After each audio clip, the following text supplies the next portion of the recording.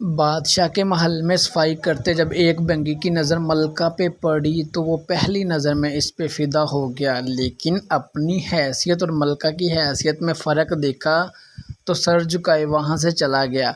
پر دل تھا جو ایک ملاقات کی حسرت میں تڑپتا رہا۔ عشق کی بیماری نے جسمانی بیماری کا روپ لیا اور وہ بستر پہ پڑ گیا۔ بھنگی کی بیوی بھی اس ساری حالت سے واقف تھی۔ بھنگی کی خراب حالت کی بنا پر اس کی بیوی اس کی جگہ کام پہ لگ گئی۔ کئی دن تک جب بھنگی ملکہ کو وہاں نظر نہ آیا تو اس نے اس کی بیوی سے دریافت کیا۔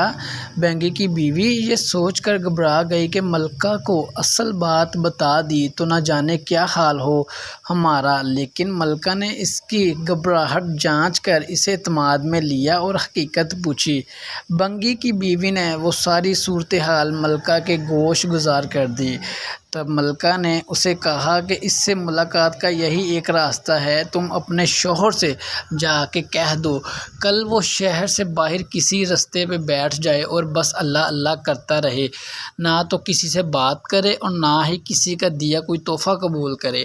ایسا کرنے سے جب اس کی چرچے بادشاہ تک پہنچیں گے تو ملاقات کے راستے بھی کھل جائیں گے۔ ملکہ کا پیغام سنتے ہی بھنگی کی جان میں جان آئی اور وہ گداؤں کا بیس بدل کے ایک رستے پہ جا کے بیٹھ گیا اور اللہ اللہ کا ورد شروع کر دیا۔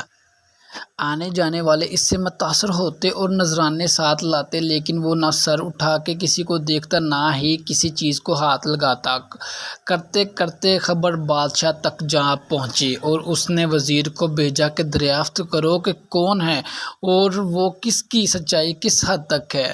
وزیر نے واپس جا کر بادشاہ سے اس کی بہت تعریف کی۔ بادشاہ فیض پانے کی غرض سے خود چل کر اس کے پاس گیا۔ جب ہر طرف اس کے چرچے ہونے لگے تو ملکہ نے بادشاہ سے اس نیک انسان کی زیارت کی خواہش ظاہر کی۔ بادشاہ نے اجازت دی۔ اسی اثناء میں جب بھنگی کو اس بات کا احساس ہوا کہ اب تک وہ دل سے نہیں صرف ایک دنیاوی مقصد کے تحت ہی اللہ پاک کے نام کی تسبیح کر رہا تھا، وہ جھوٹا ہے لیکن پھر بھی اللہ کی رحمت اس پر اس قدر ہے کہ لوگ اس کے سامنے جھک رہے ہیں، کیا بادشاہ اور کیا عام آدمی سبھی اسے عزت دے رہے ہیں۔